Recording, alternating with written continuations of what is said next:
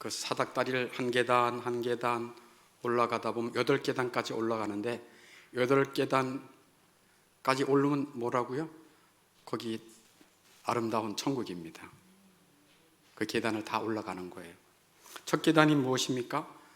심령이 가난한 자는 복이 있나니 천국이 그들의 것이며. 심령이 가난하다는 것은 뭡니까? 간단히 말해서 하나님, 제가 죄인입니다. 하나님, 제가 우리 집안에서 가장 악질입니다. 비판도 많이 했고 미워도 많이 했고 내가 예수를 믿는다고 하면서 참 악했습니다. 하나님, 나가 허물이 많아요. 허물투성입니다.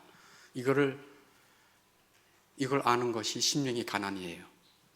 그래서 심령이 가난한 자는 뭐죠? 두 번째 단계가 애통해야 합니다. 자기 죄에 대해서 애통하는 자가 되는 거예요. 성도의 애통은 비통한 눈물이지만 그것은 복받은 눈물입니다. 그 눈물은 복받은 눈물입니다. 그 애통은 반드시 뭐가 따라온다고요? 하나님의 위로가 따라옵니다. 그 위로는 이중적이라고 말씀했어요. 땅에서도 하나님의 위로가 넘치고 영원한 나라에서도 하나님의 위로는 다함이 없습니다. 이렇게 심령의 가난함과 애통을 거치면서 온유한 자가 되어가는 거예요. 그래서 오늘은 세 번째 축복의 계단인 온유한 자는 복이 있나니 세 번째 계단에 오르게 됩니다. 온유한 사람은 복이 있는 자입니다. 근데 온유함은 두 가지가 있어요. 뭐가 온유함일까? 온유함이 뭐지? 여러분, 나름대로의 온유함을 가지고 있는데 그건 싹 지워버리시고 성경적으로 말하는 온유함이 무엇일까? 온유함은 두 가지가 있어요. 하나님께 대한 온유함이 하나 있고요, 사람을 향한 온유함이 있어요. 하나님을 향한 온유함은 뭘까? 사람을 향한 온유함은 뭘까? 하나님을 향한 온유는 두 가지가 있어요. 첫째는 하나님의 뜻에 순종하는 것이 온유예요. 하나님의 뜻에 뭐 하는 거요? 하나님의 뜻에 순종하는 것이 온유한 자예요. 그 성경에 사무엘상 3장 18절에 저를 따라해 보세요. 이는 여호와시니 선하신 대로 하실 것이니이다. 네. 하나님이 저의 하나님이시니 하나님은 선하시고 능력이 있으시고 저를 누구보다도 잘 아시니 주님의 뜻대로 하시옵소서. 이게 온유한 심령의 사람이에요. 내가 원하는 것을 주지 않았다 할지라도, 내가 싫어하는 환경에 닥쳐졌다 할지라도 하나님은 내 하나님이시니 저는 그 뜻에 순종하겠습니다. 이게 온유한 심령이에요. 하나님은 저를 너무 잘 아시니 하나님이 주신 것을 감사함으로 받겠습니다. 기쁨으로 받겠습니다. 라고 하는 것이 하나님을 향한 온유예요. 온유. 그 사람이 온유한 사람이에요. 투덜거리거나 원망을 갖거나 에이씨 그러기 됐는데 그런 거 하지 않고 하나님의 뜻에 뭐 한다고요? 순종하는 거. 이게 온유예요. 또 하나는, 하나님을 향한 온유는 하나님의 말씀을 들을 때 유순한 거예요. 하나님의 말씀을 들을 때 유순한 거예요. 하나님의 말씀을 들을 때 유순하지 않은 사람이 있어요. 높은 마음을 가지고 있다거나 판단하거나 딴 생각을 하거나 졸거나 하나님의 말씀에 대한 사모함이 없거나 그 앞에 경외함이 없거나, 이건 온유한 마음이, 하나님 앞에 온유한 마음이 아니에요. 온유는 하나님의 말씀을 받을 때 나타나요. 내 마음에 부담이 된다 할지라도, 내 마음에 거스른다 할지라도 하나님의 말씀을 유순함으로 받는 것이 온유함입니다. 그래서 온유는 하나님의 말씀을 듣는 데에 꼭 필요한 것이 온유예요. 야고보서 1장 21절 한번 찾아보겠습니다. 야고보서 1장 21절. 야고보서 1장 21절.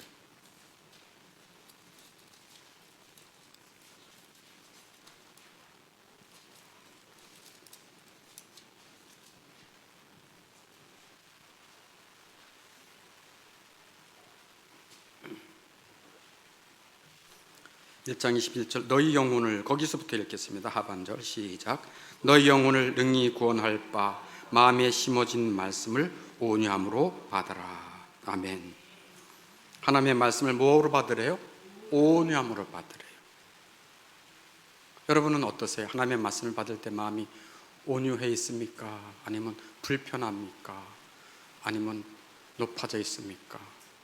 아니면 아예 기대도 없습니까? 하나님의 말씀을 온유함으로 받는 것, 이것이 하나님 앞에 온유한 자예요.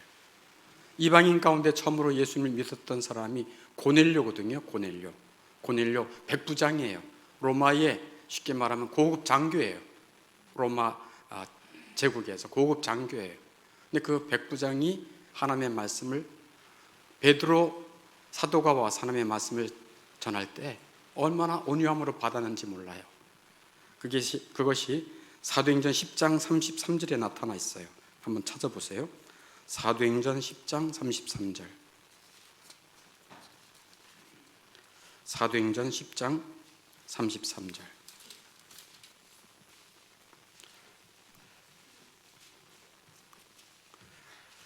이제 우리는, 거기부터 같이 읽겠습니다. 고넬료가 하는 말입니다. 이제 우리는, 시작. 이제 우리는 주께서 당신에게 명하신 모든 것을 듣고자 하여 다 하나님 앞에 있나이다. 아멘. 고넬료, 식민지, 자기로 말하면 식민지의 낮은 계급들이에요. 누가 알아주지도 않아요.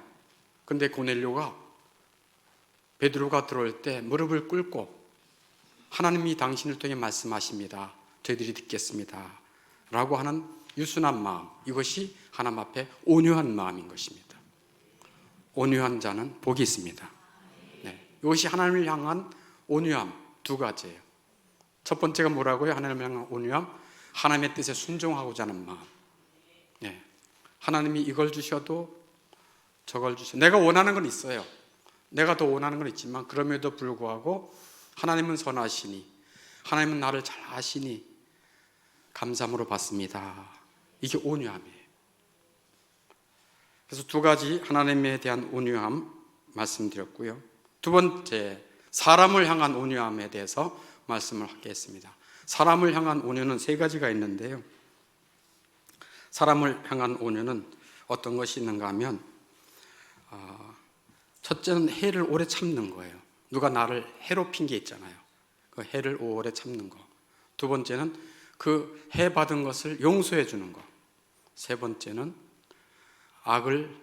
해 받은 것이 내가 악을 받은 거잖아요. 그 악을 뭐로 갚는 거요? 선으로 갚는 거.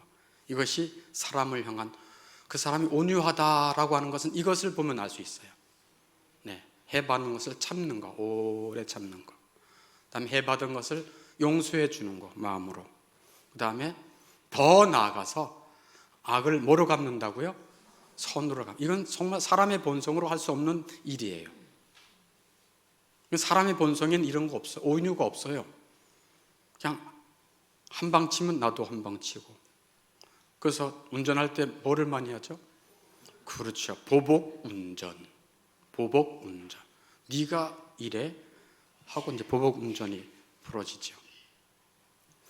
사람의 본성은 바다의 파도 같아서 거칠게 화를 내뱉어요. 바다의 파도 같아서 거칠게 분을 쏟아내요. 그렇지만 온유는 하나님의 성령에 의해서, 뭐에 의해서요?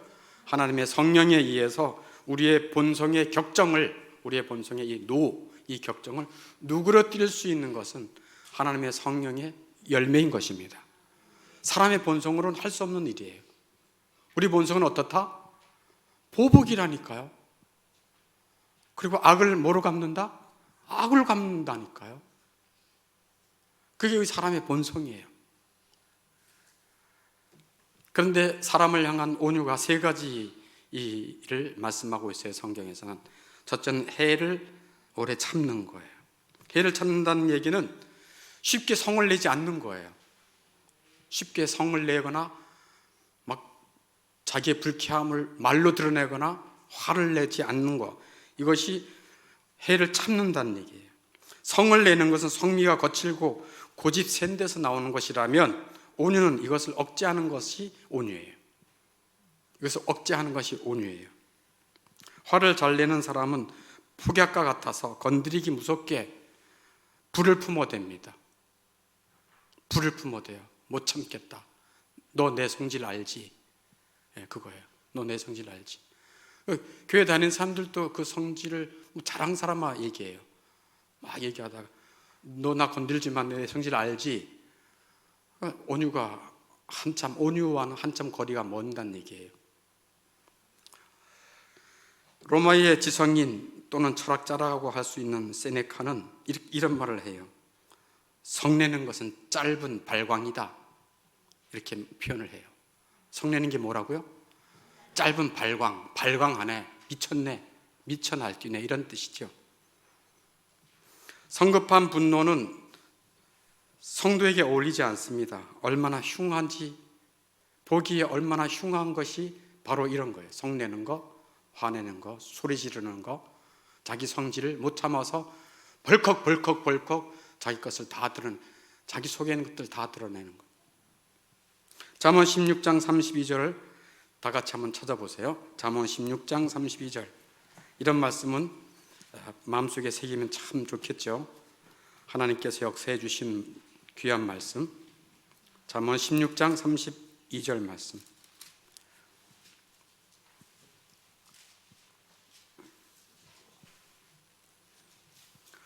구약성경 929면에 있습니다. 잠언 16장 32절. 같이 읽습니다. 시작. 노하기를 더디하는 자는 용사보다 낫고 자기의 마음을 다스리는 자는 성을 빼앗는 자보다 나으니라. 아멘. 대단하죠? 노하기를 더디하는 자는 용사보다 낫대요. 자기의 마음을 다스리는 자는 한 나라를 빼앗는 것보다 낫다는 거예요. 그래서 온유가 무엇인가? 사람을 향한 온유 첫 번째는, 온유는 뭐 하는 것이라고요? 회를 오래 참는 것, 쉽게 화를 내거나 쉽게 자기 성질을 드러내지 않는 것, 이게 온유다라고 성경은 말하고 있어요. 두 번째 사람을 향한 온유는 해받은 것을 용서하는 것입니다. 내가 해를 누구에게 입었어. 정말 너무 억울해. 일평생 정말 억울해. 직장에서도 억울해. 해도 너무해. 이 정도는 아닌데, 그런 해를 받은 것을 그 상대방, 나에게 해를 준 사람을 뭐 하는 거예요? 용서하는 거예요. 이게 온유라고 하는 거예요. 온유. 마가복음 11장 25절에 보면 이런 말씀이 있어요. 한번 따라해 보세요. 서서 기도할 때에 아무에게나 혐의가 있거든 용서하라. 네, 그리스도께서 말씀하신 것처럼 우리가 다른 사람을 용서하기 전에는 기도의 효과가 별로 없다는 얘기예요. 내가 누구를 그냥 미워하는 마음을 그대로 가지고 있고 그냥 혐의가 있는 그 마음을 그대로 가지고 있으면서 기도하면 기도의 효과가 없다. 그리고 기도가 잘 응답이 별로 없다. 그런 얘기예요. 그러므로 그런 혐의한 마음이 있고 미운 마음이 있으면 뭐 하고 오라는 얘기예요? 용서하고 예배드리고 용서하고 기도하라는 것입니다. 온유한 마음은 용서하는 마음입니다. 이것은 매우 어려운 일이에요. 인간의 부패한 본성으로는 건너가기 힘든 강입니다. 그러나 그때마다 무엇을 생각해야 되는가 하면 두 가지를 생각하시면 돼요. 하나님은 우리의 죄와 허물을 용서해 주시고 잊어버리십니다. 하나님은 우리의 죄와 허물을 용서해 주시고 잊어버리십니다. 그러므로 온유한 마음은 마음으로부터 용서하고 잊어버리는 것입니다. 내가 용서받은 것처럼, 나의 그 수많은 죄를 용서받은 것처럼. 내 소시때에, 다윗이 그러잖아요. 내 소시때에 지었던 죄를 기억하지 말아 주십시오. 하나님은 뭐라 그러시겠어요? 잊어버렸는데. 그게 하나님 말씀이에요. 하나님, 제가 병들어 늙었을 때 저를 잊지 말아 주십시오. 아니야, 난 너를 잊지 못해. 그게 하나님의 자비요, 하나님의 은혜인 것입니다. 이런 은혜와 용서의 은총을 받은 자는 해를 받은 것을, 그 사람을 용서하는 것입니다. 우리 힘으로 잘 안 돼요. 근데 하나님을 생각하고 하나님의 은혜가 임하면 가능한 것입니다. 그리고 또 한 가지를 기억 자주 하세요. 뭐냐면 우리는 죄를 자주 지어요. 맞습니까? 1년에 가끔 짓는데 이런 사람 있어요? 하루에도 몇 번씩 짓잖아요. 우리는 자주 죄를 져요. 그런데 하나님은 어떻게 해주십니까? 자주 용서해 주십니다. 그러므로 온유한 마음은 용서한 후에도 그 사람이 또 되풀이해서 똑같은 것을 반복하고 내 마음을 힘들게 한다 할지라도 또 용서해 주는 마음이 온유한 마음인 것입니다. 그래서 베드로가 예수님께 물었어요. 예수님, 형제가 내게 죄를 범하면 어떻게 3세 번? 3세 번 아니고 7번까지 용서하리까? 굉장히 베드로는 여유 있게 7번까지 용서하리까? 그래서 가장 많이 썼어요. 그랬더니 예수님이 뭐라고 그러신 줄 아세요? 내가 너에게 이르노니 7번뿐 아니고 70번씩 7번이라도 할지니라. 세상에 70번씩 7번씩 계속 용서해 주라는 거예요. 그러니까 온유한 사람의 삶은 어떠한 것입니까? 죄를 매일 용서하며 사는 거예요. 매일 용서하며 사는 거예요. 자주 용서해 주는 거예요. 누가 누구에게 했듯이 우리 하나님이 나의 죄를 자주 용서해 주셨듯이 용서하며 사는 것, 이것이 온유한 사람. 마지막, 온유는 악을 선으로 갚는 것입니다. 누가 나를 해악을 끼치거나 해를 끼쳤을 때 꽁 하지 않고 그냥 잊어버리고 아유 그래 뭐 네 인생이지 뭐 하고 넘어가지 않고, 온유의 세 번째는 악을 선으로 갚는 것입니다. 이것은 앞에 두 가지보다 훨씬 수준이 높은 단계예요. 훨씬 수준이 높아요. 앞에 것은 뭐 한다고요? 오래 참는 것이고, 또 하나는요, 용서해 주는 것으로 마음에 지워. 근데 세 번째 단계는 뭐예요? 그 악을 뭘로 갚으라고요?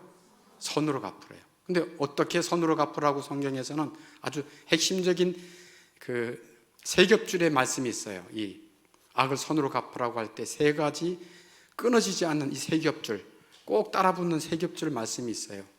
그것은 제가 찾아왔는데 마태복음 5장 44절에 이렇게 말씀하고 있어요. 저기 앞에 있습니다. 같이 읽습니다. 시작.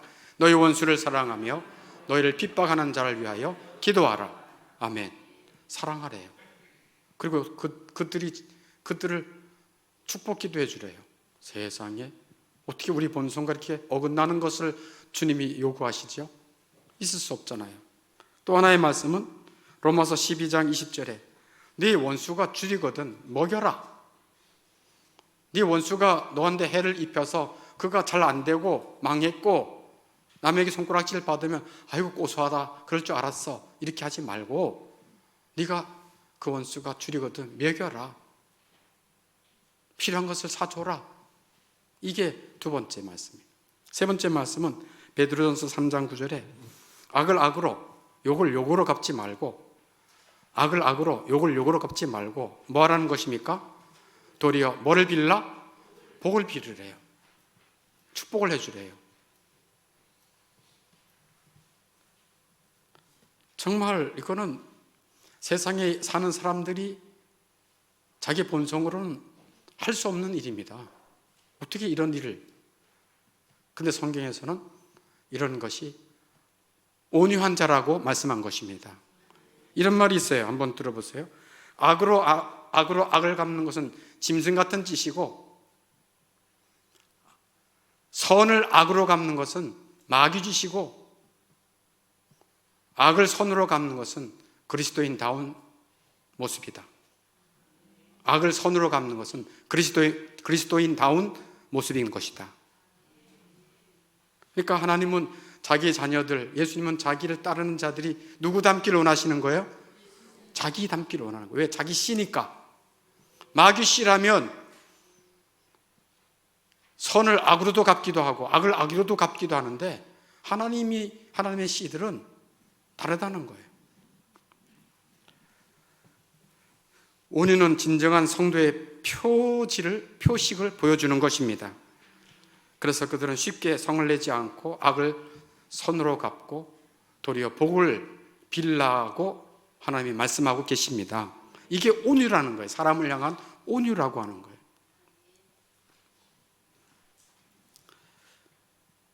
이 땅이 많이 이제 오염됐잖아요. 바다도 오염되고 땅도 오염되고 쓰레기도 많고, 땅과 바다에 해롭고 더러운 것들을 태양은 다 수증기로 빨아올려 가지고 그것을 시원한 소나기로 바뀌어서 시원한 은혜의 소나기로 사람들에게 필요한 데에 다 뿌려줍니다. 온유한 마음은 마치 원수의 모든 해와 해악을 은혜의 비로 덮어버리는 것이 온유라고 말할 수가 있는 것입니다. 다윗은 그렇게 해를 입었을 때, 해악을 입었을 때 어떻게 했다는 것을 말하고 있어요. 한번 성경 한번 찾아보겠어요. 이것은 시편 35편입니다. 시편 35편 12절. 시편 35편 12절 13절.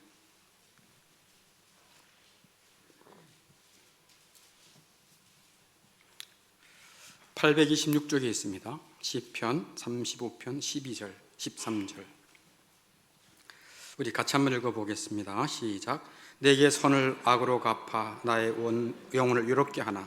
나는 그들이 병들었을 때 굵은 베옷을 입으며 금식하여 내 영혼을 괴롭게 하였더니 내 기도가 내 품으로 돌아왔도다. 아멘. 12절이 무슨 말씀이에요? 나에게 해를 입힌 자들이 그러니까 내가 그들에게 잘해줬는데 그 선을 그 원수들은 악으로 갚았다. 그래서 그때 다윗은 울었다. 너무 힘들어서 울고 애통했다라는 말씀이 12절이에요. 그리고 또 13절 말씀은 나는 그들이 병들을 때에 굵은 베옷을 입으며 금식하며 내 영혼을 괴롭게 하였더니, 이것은 무슨 말씀입니까? 그들이 나를 해를 입혔던 그들이 잘 나갈 때 또는 병들었을 때 나는 울며 금식했다. 그들이 잘 나갈 때도 병들을 때도 그들을 위해서 축복하며 울며 금식하고 기도했다. 그랬더니 내 기도가 내 품으로 돌아왔도다. 하나님께서 나의 억울함을 갚아주셨도다. 이런 얘기입니다. 사람의 본성의 힘으로는 하기 힘든 일이 이런 일입니다. 차라리 온유의 기적이라고 말할 수 있어요. 한번 따라해 보세요. 온유의 기적. 네, 기적은 사람의 힘으로 안 되지요. 그렇죠? 홍해의 기적, 사람의 힘으로 됐습니까? 안 됐습니까? 안 됐어요. 온유의 기적, 이것도 하나님의 역사가 없이는 사람이 바뀌지 못합니다. 눈물을 잘 흘리는 사람이 성을 잘 내는 사람보다 더 빨리 그리스도인이 될 수가 있습니다. 온유하게 되는 것은 그리스도의 신부가 되는 길입니다. 만약 신부가 어떤 해를 입었을 때 신부 알죠? 면사포 쓴 신부가 어떤 해를 입었을 때 그녀는 자기 신랑에게 억울함을 이야기하고 복수를 맡겨야 됩니다. 신랑에게 맡겨야 돼요. 근데 신부가 면사포 입고 해를 입었다고 어퍼컷, 발차기, 앞차기, 이단차기 해서 내가 다 신랑 앞에서 내가 다 일을 처리해. 합당할까요? 합당하지 않을까요? 합당하지 않아요. 신랑이 능력이 있고 신랑이 지혜가 있습니다. 그러므로 신부는 맡겨야 돼요. 누구에게? 우리의 신랑 되신 주님께 맡기는 거예요. 그게 온유인 것입니다. 힘이 있고 지혜로운 신랑에게 억울함을 맡기고 원수를 맡기는 것, 신원한다고 그러죠. 원수를 맡기는 것, 이것이 온유한 신부입니다. 그래서 온유한 자는 온유하신 예수님과 어울립니다. 예수님이 그런 말씀한 거 여러분 기억나세요? 나는 마음이 뭐하고 뭐하다? 그러지, 어떻게 잘하시네요. 예수님이 직접적으로 말했어요. 나는 마음이 온유하고 겸손하니 내게로 와서 배우라 라고 말씀했어요. 그래서 예수님의 신부는 이 땅에 살면서 이런저런 해를 입고 억울한 일을 당한다 할지라도 나의 신랑이신 주님이 힘 있으시고 지혜로우시고 나를 사랑하시니 그분께 맡기는 것이 온유한 신부의 모습인 것입니다. 온유한 신부들의 삶으로 여러분들이 이끌림 받을 수 있기를 바랍니다. 네, 우리 함께 기도하겠습니다.